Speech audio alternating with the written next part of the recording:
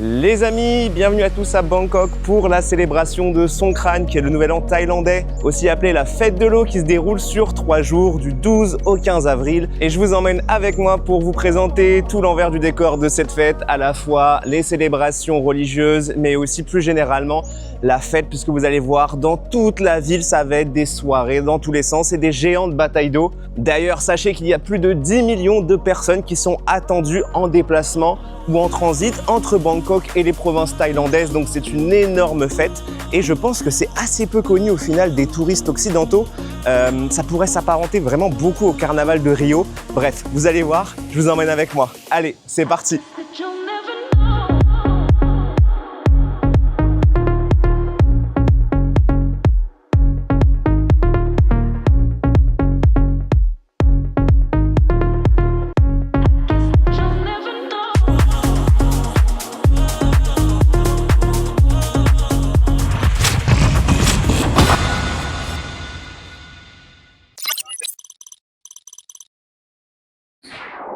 Juste avant de partir à l'aventure et de s'équiper correctement pour la bataille d'eau, il y a une première chose à faire dans un premier temps, c'est ceci, le micro. C'est un micro DJI qui n'est pas du tout waterproof, donc pas résistant à l'eau. Et étant donné que là, ça va être une bataille d'eau énorme dans toute la ville, je chuchote parce que je suis encore à l'hôtel, il est tôt le matin, je vais devoir équiper ce micro d'une protection à eau. Et en fait, il n'existe pas 15 000 solutions pour équiper son micro avec une protection. J'ai appris ça, vraiment anecdote super intéressante, mais vraiment étrange, vous allez voir. J'ai pas l'habitude de faire de la vidéo, donc j'ai demandé à un ami comment on fait concrètement pour imperméabiliser un micro, parce que le micro coûte super cher. Et il m'a dit concrètement, il y avait une seule réelle solution, c'est directement ceci. Je ne sais pas si je vais pouvoir le mettre sur YouTube ou si je vais devoir flouter ça, mais pour vous expliquer, c'est un préservatif, donc j'ai dû acheter ça pour équiper et protéger le micro. Pourquoi bon, préservatif, je pense que vous savez que c'est imperméable, en tout cas c'est l'objectif, donc déjà ça permet d'englober, c'est élastique, donc on peut mettre le micro facilement, et surtout, le plus important, sinon vous allez me dire autant le mettre dans un sac plastique, c'est que le latex, la matière latex du préservatif, permet en fait de vibrer avec les ondes sonores, et donc c'est ce qui va permettre d'avoir une meilleure réception du son directement dans le micro. Donc je pense que les gens ils vont me prendre pour un fou, mais oui, je vais bien avoir un micro entouré d'un préservatif accroché ici.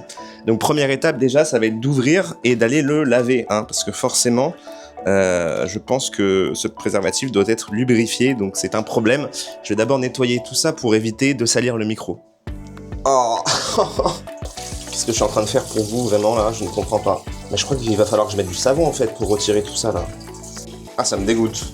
J'ai l'impression de faire un truc... J'ai l'impression de faire un truc sombre, alors qu'en fait, je veux juste équiper mon micro correctement pour pas qu'il morfle. Ouais. Ok, les amis, on est parti. Premier départ, sous la pluie en plus. Same but different. Where are you from? I'm from Faranses. Ça va bien? Ça va et vous? C'est bon. C'est bon, yes. C'est bon comme ci comme ça. Wouh! Bon, je me fais déjà tirer dessus là, clairement. Hey! Je suis déjà en train de me faire tirer dessus. Ah! Bon bah voilà les gars. Direct, yeah, cold. Je me sens un peu démuni, j'ai pas de pistolet à eau, mais on va s'équiper, hein. Second time. Bon, c'est très drôle, j'ai un conducteur qui est vraiment fou. Il est dans le délire à fond, là, Songkran. Et presque un peu trop fou d'ailleurs. Je vous avoue, là, on a passé des dodanes, vu que je tiens le micro. Enfin, le micro, ouais, ça ressemble plus ou moins à un micro. Et que dans l'autre main, j'ai la caméra, je peux pas me tenir au scooter. J'ai sauté, je vous dis pas. Et là, météo vraiment incertaine. On est entre du soleil et de la pluie. Et direction, du coup, premier endroit, c'est Silom Road, aussi appelé Asok. C'est la rue avec le Skytrain, c'est le train aérien qui passe au-dessus. Et c'est une rue très connue de Bangkok. Donc voilà, je vais vous présenter tout ça. Et vraiment, c'est un des meilleurs endroits, je pense, de jour pour faire Songkran et faire les batailles d'eau. C'est là où il y a le plus de monde. Et de nuit, c'est plus Khao San Road, que peut-être vous connaissez, qui est très connu. Oh, perfect. And Skytrain, BTS. Yeah, BTS at all. BTS Asok at the top. Donc là, justement, vous pouvez voir, là, il y a le Skytrain. Et juste en dessous, vous avez le MRT aussi. Donc c'est le métro souterrain. Et en vrai, c'est le meilleur endroit, je pense, à Bangkok. Le meilleur endroit en termes de connexion pour sortir, puisque vous avez les deux lignes principales de tout Bangkok qui se rejoignent. Et c'est aussi pour ça que c'est l'hypercentre économique du coin. Donc mission 1 d'abord, trouver à manger. Mission 2, trouver un pistolet à eau. Et enfin, on partira sur la bataille. C'est juste magnifique. Là, vous pouvez voir que c'est vraiment super sympa. Là, il y a des temples partout, un petit conducteur. Et là-bas, au loin, on voit déjà des gens qui se déplacent là avec les pistolets à eau. Oh, qu'est-ce qu'il fait, mon driver? Punaise, c'est serré de fou, hein. Oh là là. Oh la bataille. Oh la bataille rangée, regardez-moi ça. Donc ça, c'est des personnes qui sont sur des camions citernes qui sont directement reliés à l'eau. C'est des jets sous haute pression, donc en général, ils font vraiment gaffe. Là, ils l'utilisent pas énormément, mais là, vous voyez, il y a des équipes en tuk-tuk. Bref, ça s'annonce déjà très bien. J'avais un petit peu peur que, vous savez, cette année, avec le tremblement de terre, j'avais un petit peu peur que l'événement soit réduit en termes d'intensité, mais en vrai, très sympa. Bon, on passe à l'achat du pistolet à eau et des équipements pour... How much? 150. Mais il est tout petit. 200.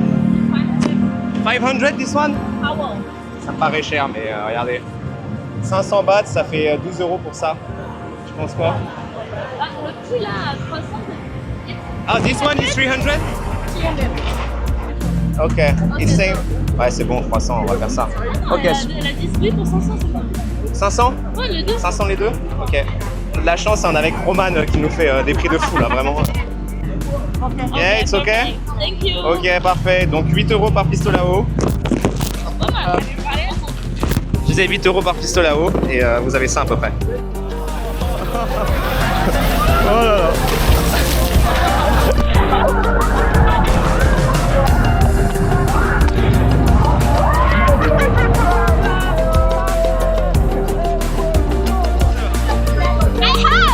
Oh my god!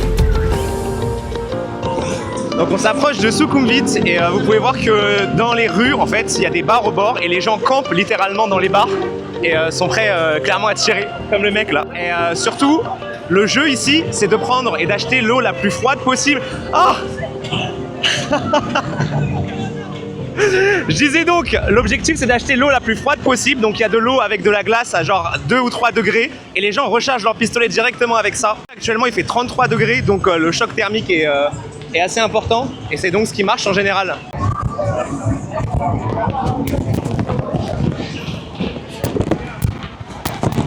On commence à se rapprocher du centre de Sukhumvit et c'est de plus en plus agité là, c'est... Oh la vache. Ah là, il n'y a pas de pitié. Ah, je me suis pris de l'eau avec du durian dessus. L'odeur de l'eau, en tout cas, c'est l'odeur du durian. Ça sent le fromage.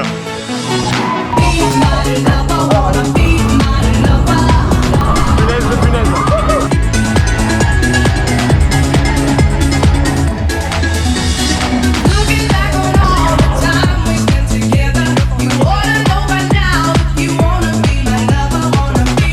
Du coup, là, les gens sortent directement... Ils sortent directement. Oh putain, je vais tirer dessus. Tu me fais un bicheux pour rien. Ok. Bah écoutez, mes potes ont retrouvé quelqu'un qui connaissait du volet visiblement.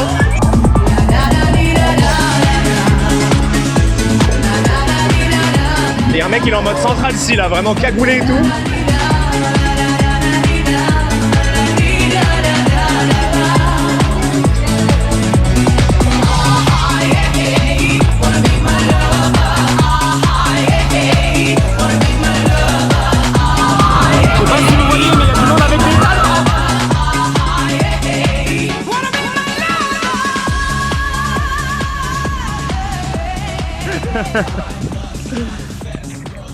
Bon ben on s'est perdu au parc Ben Chakiti pour rejoindre Silom et malheureusement il y a la famille royale qui est en déplacement et ils passent sur la route en dessous de nous, donc en fait on n'a pas le droit de prendre la passerelle malheureusement. C'est une sorte de loi dans le bouddhisme, on évite de passer au-dessus des autres par signe de respect et comme c'est la famille royale thaïlandaise, ils ont fermé malheureusement la passerelle, donc voilà, on se retape 25 minutes de marche dans l'autre sens pour ressortir du parc et retourner à nouveau à Silom. Bref, allez, pour vous ça sera court, mais pour nous ça va être très long. Transition. Enfin arrivé à Siloam, on peut reconnaître Siloam avec ce croisement là des deux lignes de BTS. Les amis, je vous ai montré un petit peu comment c'est déjà le début de Songkran, mais je vous ai pas expliqué à quoi ça correspond réellement. Il s'agit en fait de célébrer le début de la mousson. Et donc en Thaïlande, c'est super important pour l'agriculture et particulièrement le riz. Hi bro. Et donc en fait, les gens se tirent de l'eau dessus aussi pour se rincer et se nettoyer de leur, ce qu'on pourrait dire, péché. Même si c'est pas réellement des péchés. Hi. Punaise, j'ai jamais... I cannot finish my...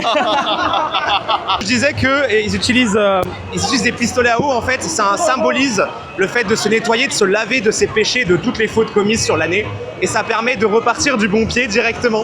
Donc c'est aussi pour ça que les gens se tirent dessus. Et là devant, hop, on arrive tranquillement dans l'hypercentre.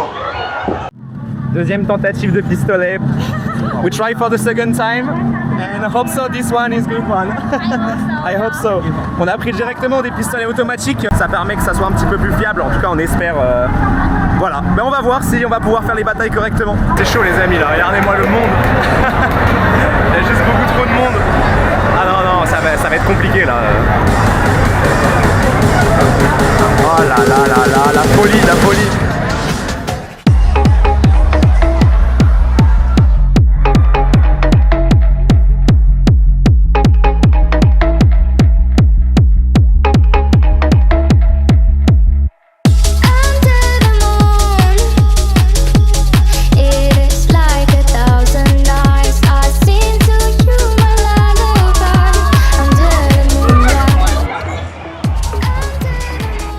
Faut savoir que d'un point de vue un peu tradition de la fête, en général je vous montre, les gens viennent en fait avec des chemises à fleurs. Alors celle-là elle n'est pas extrêmement colorée, mais vous pouvez voir peut-être derrière, les gens viennent en fait avec des chemises hawaïennes pour célébrer Songkran.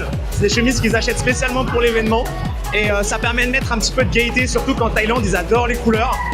Bon, pour mon cas je suis tout en violet, ce qui est déjà pas mal. En plus c'est les couleurs de la Thaïlande également, même si c'est pas les couleurs du drapeau officiel. Et bah écoutez, voilà, je me suis mis un petit peu dans le thème quand même, mais on va essayer pour demain ou après-demain de passer aux chemises à fleurs hawaïennes. Tenez là, vous voyez un peu plus.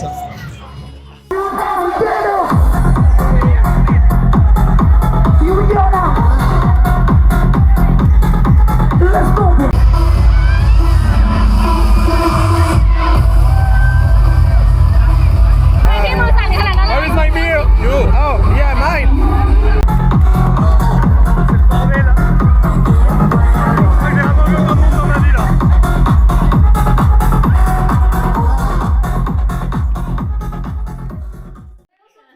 Bon, après ce premier après-midi de Songkran, on décide de faire une pause à notre hôtel. C'est l'occasion de faire découvrir à mes amis thaïlandais ce qu'est un réel apéro à la française. Is it good? Yes. Yummy, yummy. Great. And this one, saucisson. Do you know how to say it? Saucisson? Saucisson. And you can open the white wine. Yeah, exactly. Une fois le ventre bien rempli, nous voilà partis pour Nana puis Khao San Road, les deux épicentres de la fête.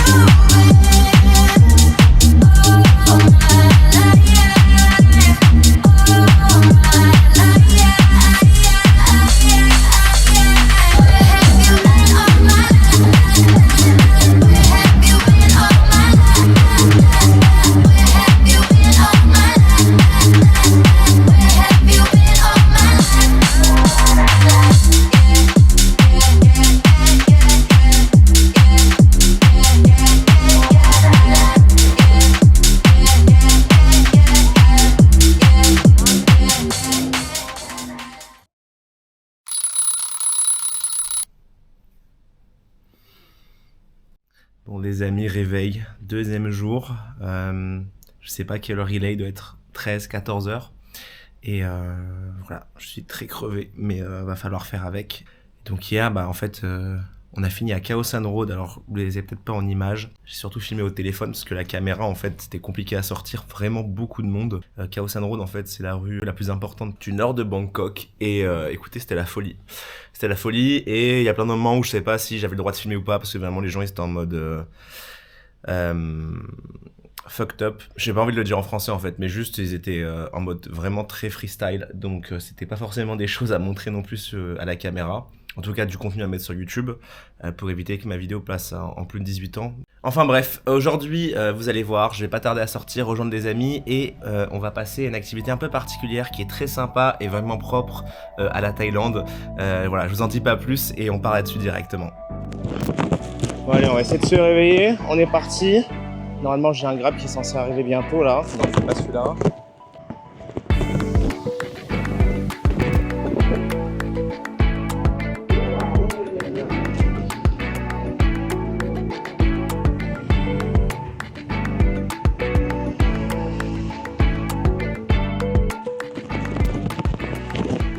Déjà plus de 20 minutes qu'on est dans les toutes petites rues de Bangkok. Je ne sais pas du tout ce que mon conducteur fait, mais j'espère qu'on va quand même arriver à temps pour l'activité parce que vous allez voir que c'est une genre d'activité où il faut vraiment arriver à l'heure.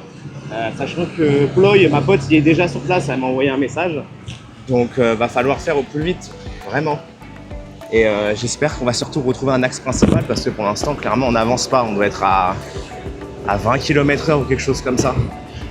Et par contre, c'est plutôt calme, je suis surpris. Je pense qu'il y a encore beaucoup de gens qui sont KO de la veille de la première soirée. Parce qu'à Khao San, j'ai entendu dire qu'il y avait eu plus de 100 000 personnes qui s'étaient déplacées. Donc à voir si ces chiffres sont vrais ou pas. Mais 100 000 personnes pour une petite rue comme Khao San, c'est assez intense. Et je pense que c'est aussi pour ça que les gens ne sont pas encore forcément tous levés. Donc maintenant qu'on arrive un peu plus proche de l'activité, je vous montre. En fait, on va louer un tuk-tuk comme ça. C'est une activité particulière. Hi guys, how are you? Fine? Et on va louer un tuk-tuk en équipe. Là, il y a plein d'équipes. Et c'est avec Bangkok Events, si je me trompe pas. C'est un organisme qui propose plein d'activités différentes. Et donc on va être à peu près 150 sur une... alors je vais pas faire le calcul parce que là je suis vraiment très fatigué. Mais je sais qu'on a à peu près 4 par tuk-tuk. Donc ça vous laisse imaginer à peu près... ça vous laisse imaginer un petit peu près le nombre de tuk-tuk qu'on va avoir et l'espace que ça va prendre sur la route. Et donc pendant plus de 3 heures, on va bien s'équiper, on va prendre des buckets d'eau, etc. pour avoir des réserves. Et on va sillonner un peu tout le quartier pour shooter un maximum de personnes tout simplement et puis s'amuser.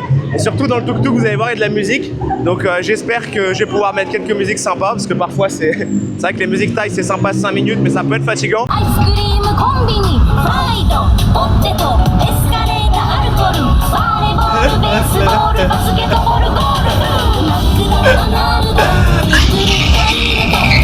Mais voilà, en tout cas trop pressé d'y aller et puis on se retrouve là-dessus.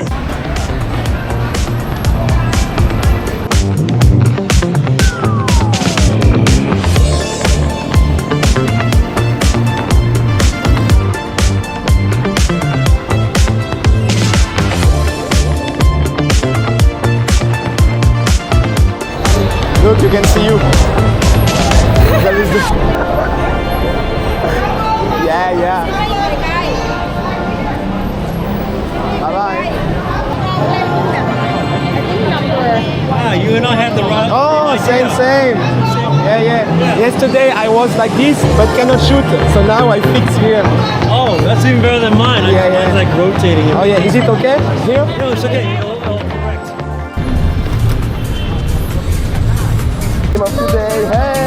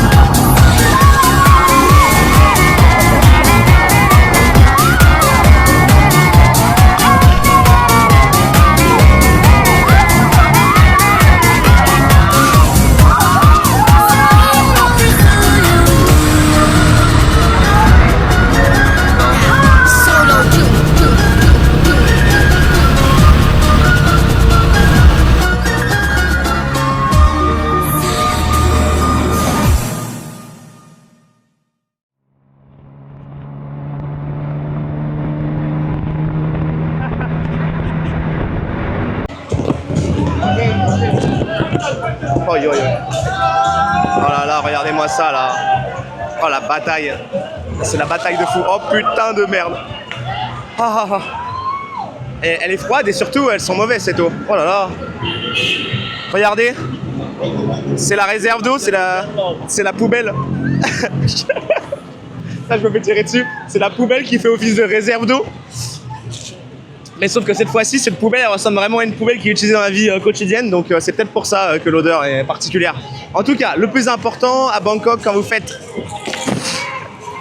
Je disais, le plus important quand vous faites son crâne, c'est vraiment d'aller vous laver au moins 2 à 3 fois par jour, vous rincer. Donc moi, à chaque fois, je repasse par mon hôtel et je me rince entièrement, savon, etc. Au-delà de l'hygiène, en fait, c'est carrément au niveau des maladies, etc. Ça peut être vraiment, on va dire, sportif, parce qu'on ne sait jamais trop ce qu'il y a dans leur eau. Donc ça peut être assez sale. Il y a des cas de personnes qui ont quelques maladies de peau. Je vous rassure, c'est extrêmement rare. Mais je connais déjà quelqu'un qui a eu des petits soucis à ce niveau-là. Donc ça peut arriver. Voilà, c'est peut-être 1% de chance que ça arrive. Mais pour éviter ça au maximum, on va se laver, savon à fond, et on en met 3 couches.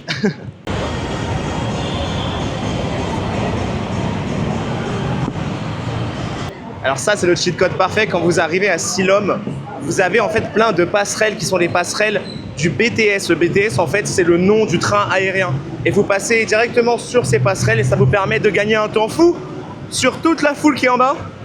Notamment parce que là, vous pouvez voir en rouge sur un passage piéton, mais même durant la festivité Songkran, les piétons ne sont pas super respectés en Thaïlande, hein, je vous avoue.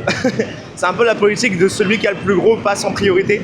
Donc c'est assez compliqué l'accès et vraiment, regardez, cette passerelle, elle est juste parfaite. Donc vous pensez bien, hein, si vous voulez venir ici et faire la fête, pensez bien aux passerelles piétonnes du métro aérien, c'est super efficace.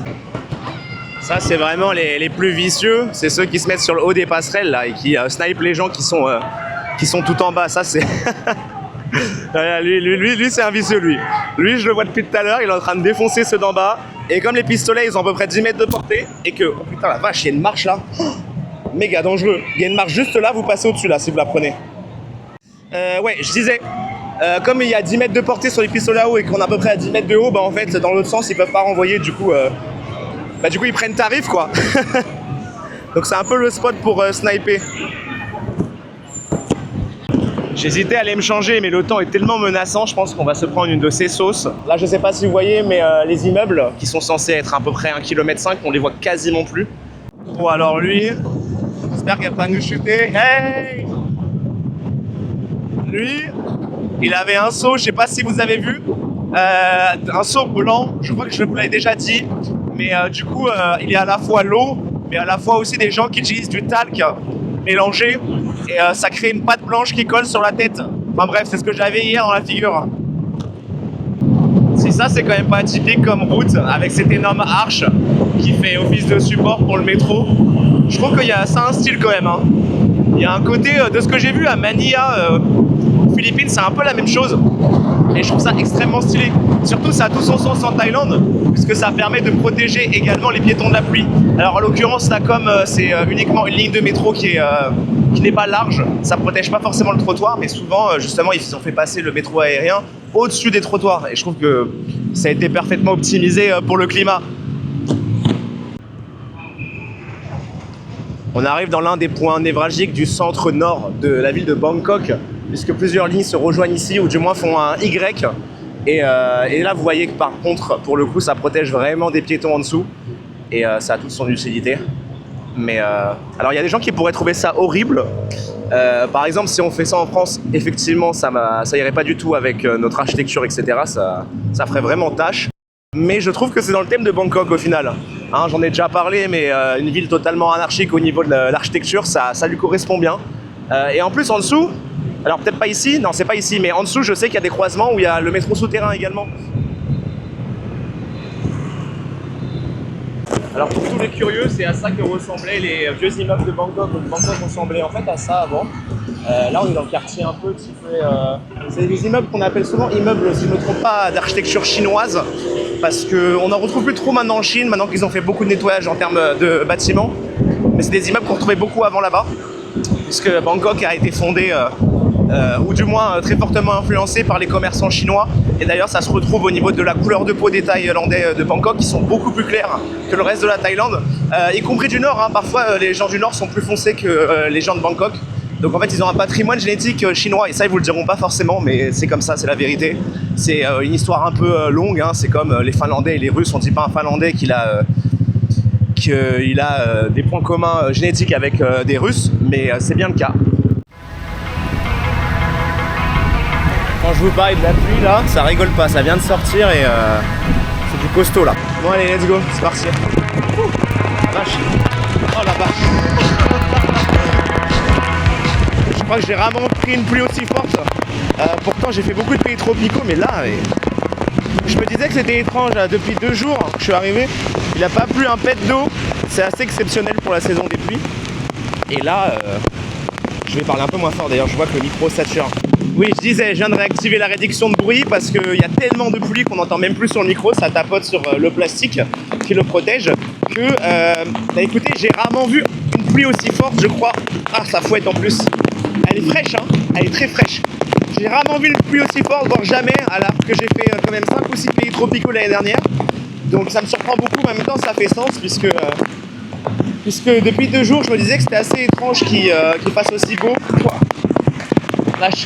Et je pense qu'on rattrape un peu là les 2 jours de soleil, étant donné que c'est la saison des pluies, que ce soleil était assez, je dirais pas anormal, mais bon, en tout cas, voilà, c'est pas quelque chose qui arrive tout le temps.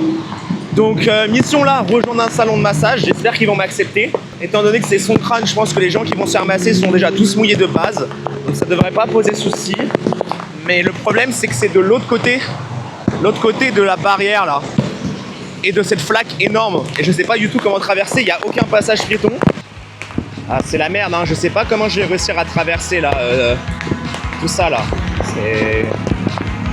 Je sais même pas si on peut encore appeler ça une route. C'est un aqueduc le machin.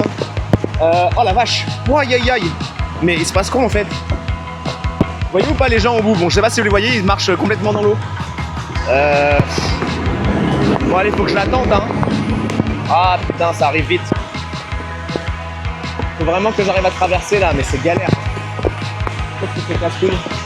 Waouh!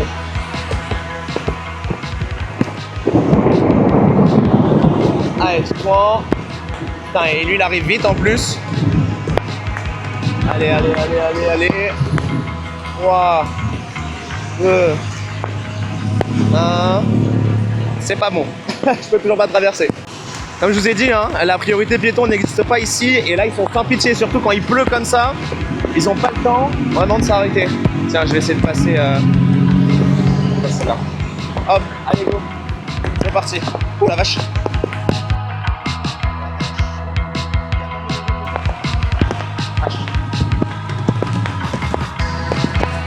C'est pas carré, hein, comme on dit là. Ça va pas. Bon alors, il est où ce massage là? Il y a un salon de massage normalement ici qui est pas très cher, mais j'arrive pas à le trouver. Je veux dire que j'ai l'air d'être dans un quartier assez local. Tout est écrit, alors pas tout, mais la plupart des choses sont écrites en thaï. Là c'est pas le cas. Ah tiens, il y a un salon de tresse africaine, c'est rare. Je sais qu'il y a une communauté nigériane ici, nigériane, pas nigérienne, faut pas confondre, qui est assez importante, mais je les ai très peu vus. Je sais pas du tout où ils vivent. Je pense que plus on s'éloigne du centre de Bangkok, plus on en voit. C'est comme peut-être les Européens qui émigrent ou les Indiens. En général, ils se mettent plutôt en périphérie que dans l'hypercentre, à part pour les gens qui ont envie de claquer beaucoup de thunes. Toute la nourriture est en train de prendre l'eau là. J'espère que la nourriture que j'ai mangée ce soir dans le restaurant n'aura pas eu la même expérience de vie, parce que sinon c'est mon estomac qui va prendre cher là. Ah, c'est là, ok. Je viens de trouver le salon. Bon là vous avez les prix. Sachant que 34 bahts ça fait 36 bahts ça fait 1 euro. Voilà, vous en avez à peu près pour 7 euros là le massage. 2 hours later. Bon les amis, gros fail, j'ai tenté de me rendre dans plusieurs temples pour voir les célébrations traditionnelles que je voulais vraiment vous montrer. Et malheureusement ils étaient déjà fermés. Donc voilà, je pense que soit je me suis trompé de jour, soit je me suis pas rendu dans les bons temples, parce qu'il y a des temples qui restent ouverts aux touristes et qui fonctionnent toujours un peu de la même manière. Mais ce que j'aurais bien voulu vous montrer, et je vais essayer d'imaginer ça, voilà, j'ai du mal à parler, c'est que en fait il y a tout un système d'offrandes, les gens rapportent du riz, Il y a aussi une tradition autour du sable, etc.